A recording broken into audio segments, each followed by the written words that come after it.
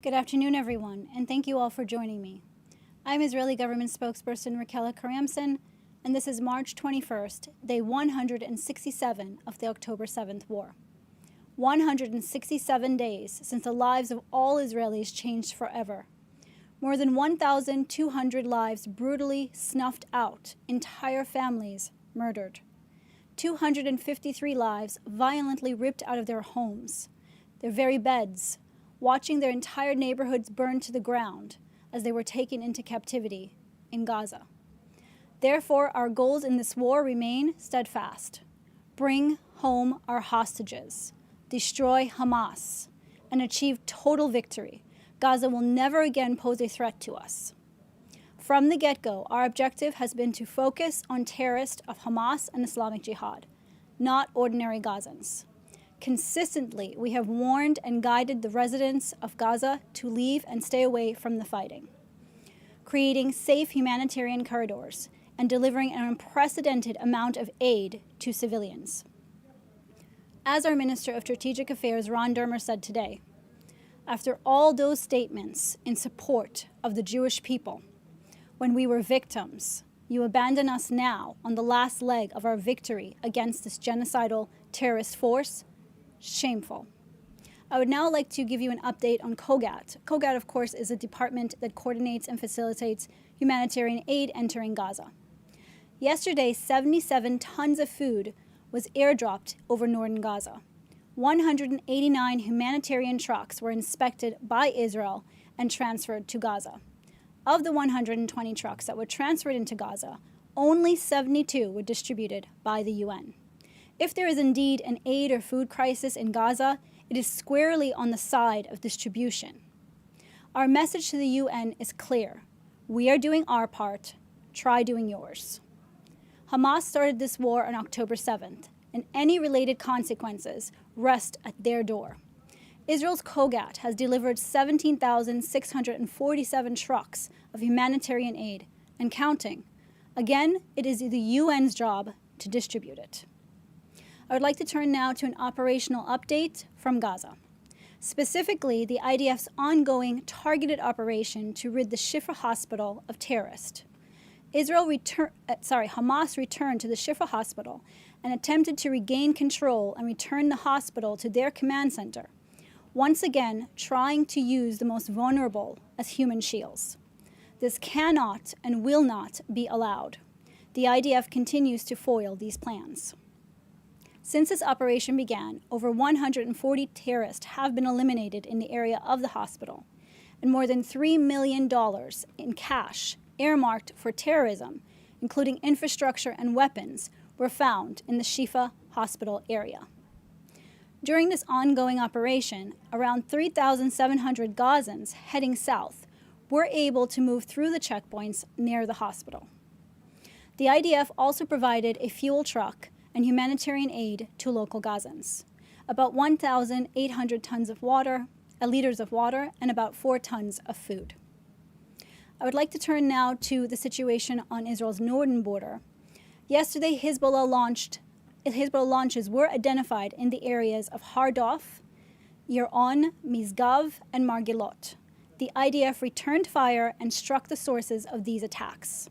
Additionally, IAF fighter jets also struck Hezbollah military compounds in Hula, Kantara, and other Hezbollah posts in the area.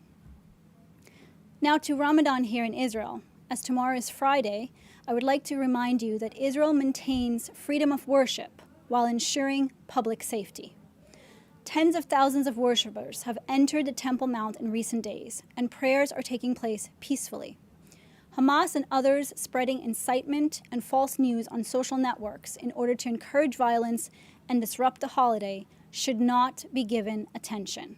We call on the general public to not buy into or share these tactics of fear and terrorism.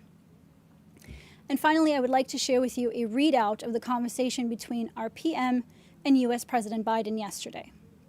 The PM expressed his thanks for U.S. support, and of course the U.S. and Israel always agree that Hamas must be eliminated.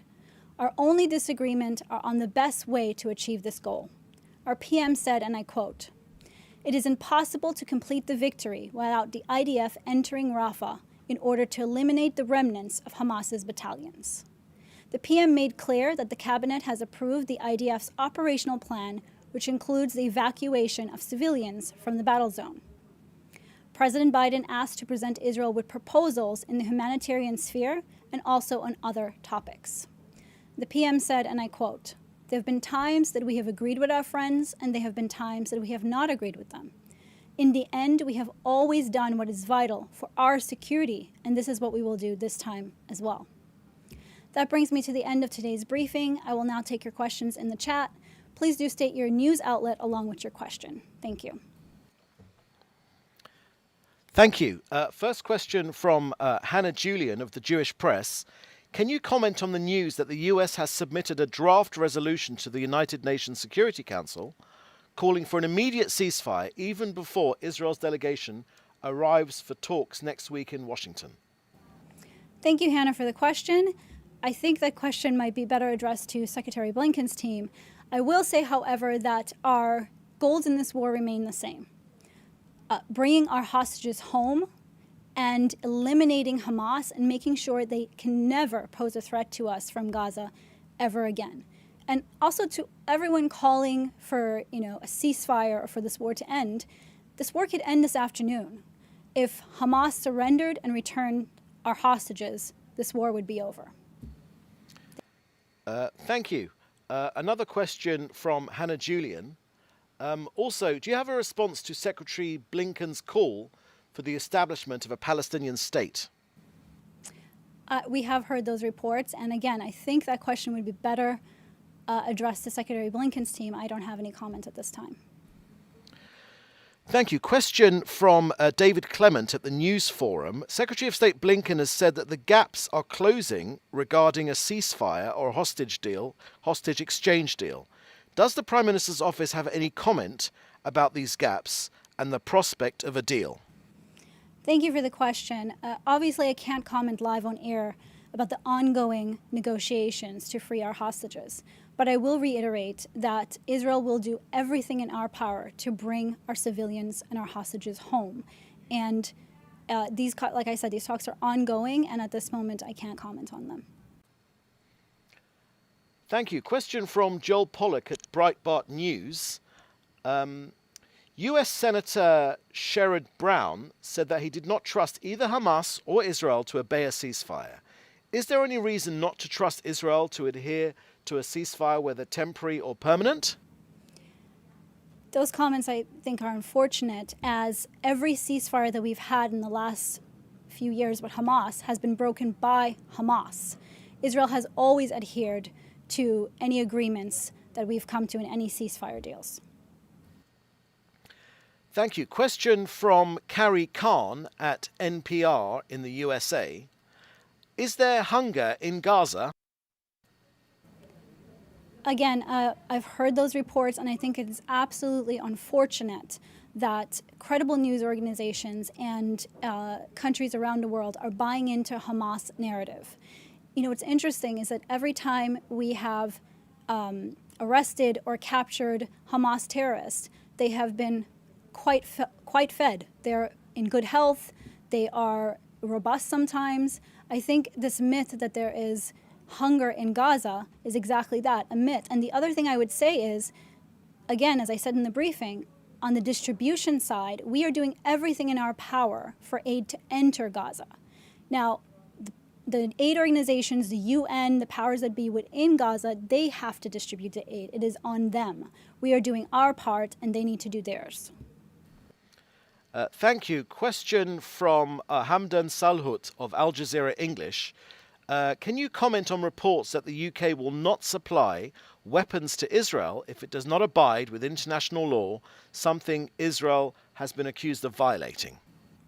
Thank you for the question. I'm not familiar with those exact reports, but I will say that Israel, the people of the UK, the people of the US, the people of the Western world understand what the people of Israel are going through, and we have broad support in the Western world. As for when we see those reports, if they come up, we will deal with them at that time. A question from Jim Williams at Zenga International News Service, Washington, D.C. Yesterday, when the Prime Minister met via video call with the Republican members of the United States Senate and the Speaker of the House, did he ask them why Republicans were blocking President Biden's and Democrats' aid package to Israel? Again, I was not on that call, so I don't have an immediate comment to that at this time. However, I will say the U.S. has been our best friend, and we've worked hand in hand with them since the beginning of this war. And the U.S. and Israel, as I said in the briefing, agree that Hamas must be eliminated. Thank you. That's the last question. Thank you all for joining us today. Join us again Monday next week.